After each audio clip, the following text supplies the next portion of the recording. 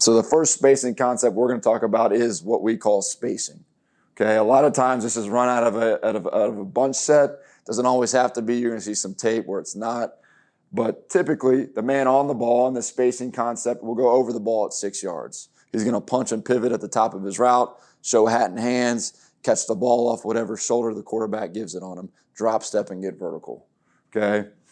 The number 3 receiver inside on the bunch is going to run an arrow. His aiming point's 2 to 3 yards on the sideline. Once he gets to those numbers, he's going to get friendly to the quarterback, meaning he's going to stop and show his numbers to the quarterback. Okay.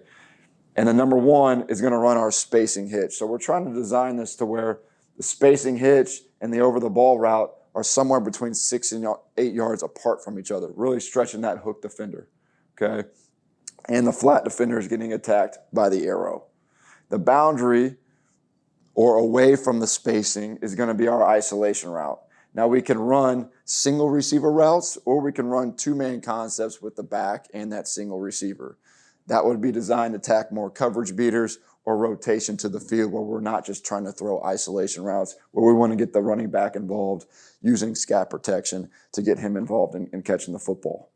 Okay, so this is just our spacing. Now you can see it's a 1, 2, 3 from outside in. If we start on the spacing side with this concept, we will start outside in. We never want to throw late to the flat. That's a cardinal sin of playing quarterback. So if you don't want to throw late to the flat, start with your eyes in the flat, trying to expand this flat defender so we can hit the spacing hitch. If the hook defender gets involved in the spacing hitch, we should be throwing the OTB right over the ball at 6. But remember, in any full field read, it always starts with our box alert, right? If I have a one-on-one, I'm going to take it. If I don't, play the foundational read. If I'm in doubt at all, play the foundational read, which is spacing. In this look, it is shown this would be our gap protection to the field. Back goes weak off the C gap, aiming for the tackle's inside hip because it will disappear. And we would love to cut the defensive end's inside thigh board. If he's a charger, if he's not, then we can place our hat on the inside pec of that defensive end, the C gap defender. Okay, here's some looks of spacing. Now this is set FIB right here, formation in the boundary. We have a bunch set weak, an isolation route up top. Now we'll do a bunch of different things with this isolation route, whether it's just a hitch, whether it's a Omaha, which is a 4-step quick out to us, whether it's a slant, a lot of different routes that we can do. We can even signal the routes, okay? So right here, just going back to the beginning, this is a full field read. Now my box alert is set up to the field. I have one-on-one. How do I know it's one-on-one? Because the rotation is going into the boundary. The only thing that we have to beat in this look is this flat defender that's coming all the way from the box. So when we know that we have a one-on-one, we're going to take it all day. Quarterback's using a 1-step drop, quick game timing from the gun, great catch, attack 1, split 2, use that offhand as a weapon. Here's a look at back end view, always key through the free safety. Nice run after catch. Okay, same team, same game. Okay, we got to check with me route up the top of your screen or the bottom of your screen right here. He's running a 4-step Omaha, which has matched and unmatched rules. If he does get matched, press or cloud, he will win on a fade for a touchdown. Right here, he's got an unmatched look, so he's going to run the quick out. For whatever reason, we have rotation to the field. Okay, our quarterback, whether he got confused or didn't like the look, he now progresses his eyes not outside into the boundary. He goes from over the ball to the spacing hitch to the arrow. Spacing is a great concept because it's typically progression read. We don't really key defender on this type of read in the bunch. Our quarterbacks really enjoy the progression-based reads. It just makes it really easy for them. And with today's college football, there's so many variances of defenses. This is a really easy way to attack 3-man bunch sets. So he starts with a single, says no. You can see his eyes go over the ball. The route's not there yet. Could have hit the spacing hitch right here, okay? But plays with his feet. His feet dictate the throw, and a good job, again, getting up the field after the catch. Okay, now here's us using scat protection, meaning our 5 linemen have the 5 most dangerous. Typically in a 4-down front, they're going to block the 4-down and the ID, okay, which would be the Mike linebacker to the field here. Okay, we're running a different variation in the boundary we call bite. Okay, well, we're running virtually a snag route by our number 1, looking to set a rub for any will linebacker or any man coverage player.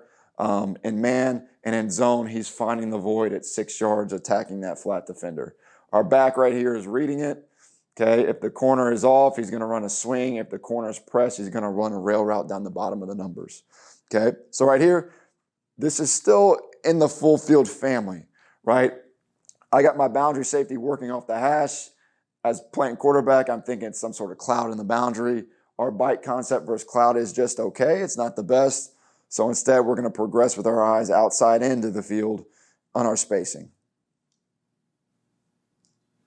Here it is again on a 3rd down. Okay, now we're getting rotation into the boundary. They've plus numbers. You can count right here. There's 4, there's 5 defenders on 3. Okay, so instead of working spacing, we're going to work bite. Okay, off the flat defender. Here's the flat defender in this cover 3. He just vertical drops. We play the back, play on time, give him a very catchable ball, get to a playmaker in space, split 2, and get the first. Okay, this is a tempo version of spacing. Again, full field read, 2 over 1. The 1-on-1's dead. Play the foundation. How do we read spacing foundationally? If we start that side, it's outside in. This is a great view of our quarterback working outside in. You can see with his eyes. Doesn't skip over anybody in the progression. Gives him a nice catchable ball on his upfield shoulder. Now I said spacing is typically ran out of bunch sets in our offense, but we can also do it out of 2x2 looks. Now this is a wing twins looks. So we're going to run double slant down here to the field, and we have spacing now up top. So this spacing, whoever's on the ball is going to go over the ball. Okay, this wing tight end is going to arc release and run the spacing hitch, and now our back is going to free release on a swing. Okay, same thought process, but with the double slant down here at the bottom, it's more of an alert. Instead of a single receiver box alert, now we have a 2 over 2 alert to run double slant and read it inside out. Okay.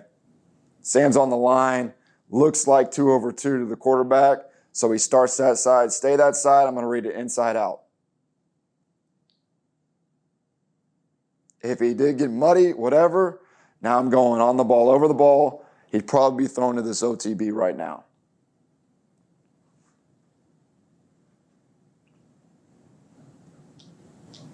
Okay, here it is again. Instead of the wing twin looks, it's just a formation we call deuce.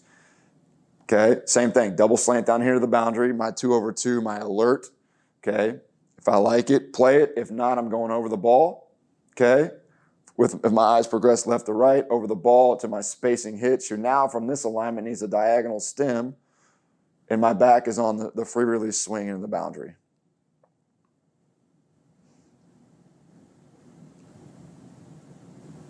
Okay,